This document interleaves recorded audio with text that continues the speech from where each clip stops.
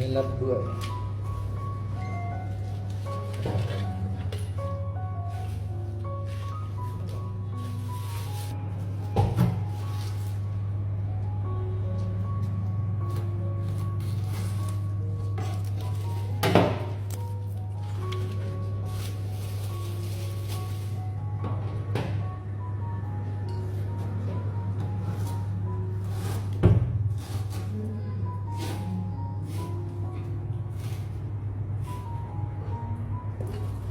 Đi, anh sang làm gì? Mới ốm dậy đấy.